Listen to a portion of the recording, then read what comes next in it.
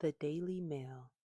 Amanda Platel, I'm so disgusted with myself for the cruel thing I said about Kate. I'm choking on my words now. I know the truth.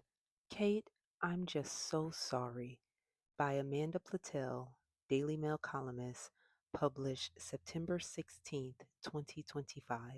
On Saturday, in the wake of Prince Harry's whirlwind quote unquote pseudo royal tour and the reconciliation with his father, King Charles, I warned of the dangers to the monarchy of the return of his prodigal son.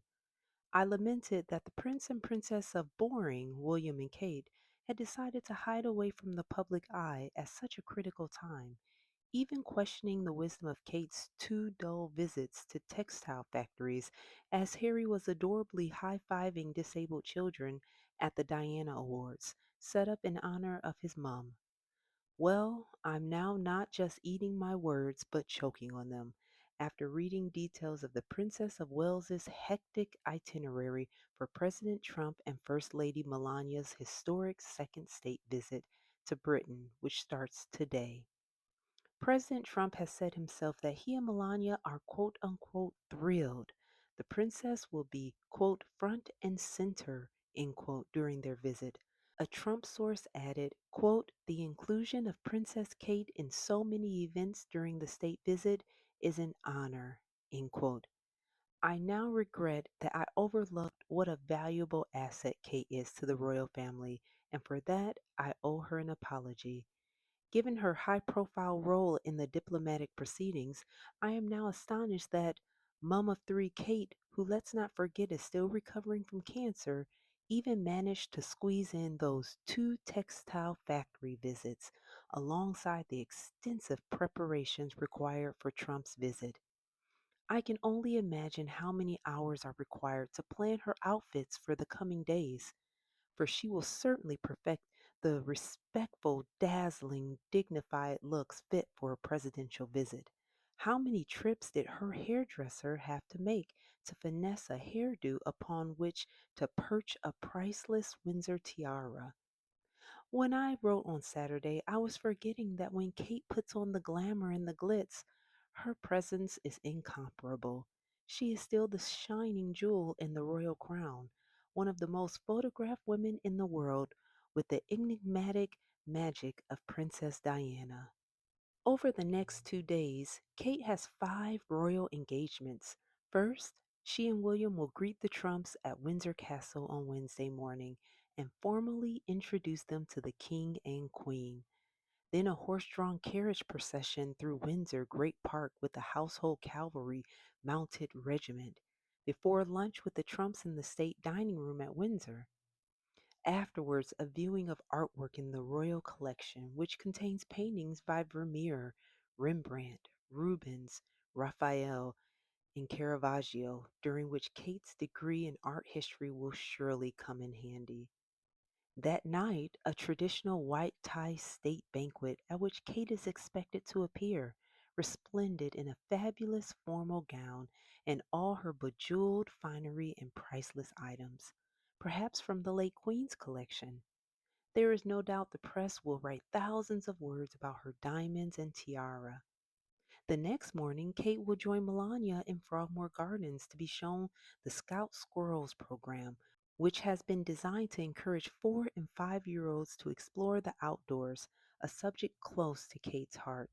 She has revealed nature was her quote unquote sanctuary during her cancer recovery.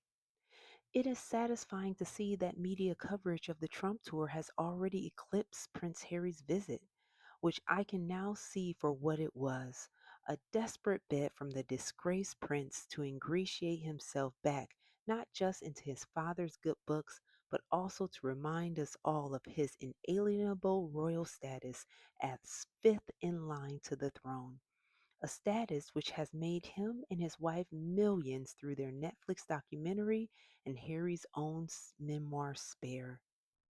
A deluded Harry claimed in a newspaper interview barely one day after he left Britain that, quote, I have always loved the UK and I will always love the UK, end quote, expressing his deepest desires for his wife Meghan and his children Archie and Lilibet to rediscover the country he was brought up in.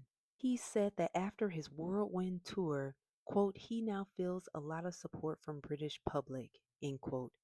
That made me laugh out loud. It's now clear his 4 day trip was nothing more than a desperate attempt to improve his approval ratings, which fell to just 27% in May, following the BBC interview in which he claimed the king refused to speak to him. It was only slightly higher than his wife Meghan's at 20%. And yet he had the gall to claim that throughout, quote, the focus really has to be on my dad, end quote. Yep, that'll be the dad who did not trust him with even a full hour of his time.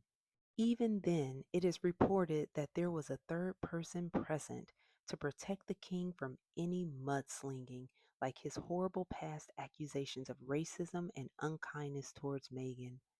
Perhaps for all those he betrayed in his memoirs and Netflix series, the most egregious moment came from when Harry said, without a hint of contrition, quote, my conscience is clear, end quote. If you ask me, the dim witted Harry clearly does not have a conscience. He revealed in the interview afterwards that he has lived by his wife Meghan's words of wisdom, quote, just stick to the truth, end quote. Harry wouldn't know the truth if it bit him in the bum. Harry added that he did not air his quote dirty laundry in public, end quote.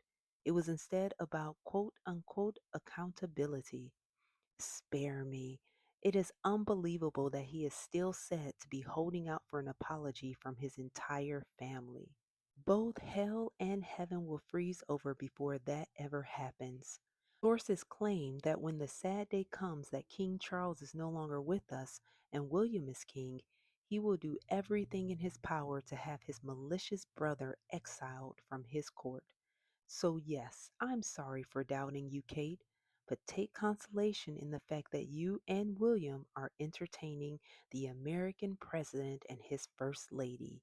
Not greedy, grasping, self pitying brother in law Harry is back in happy clapping with no proper job to speak of except for feeding his organic chooks.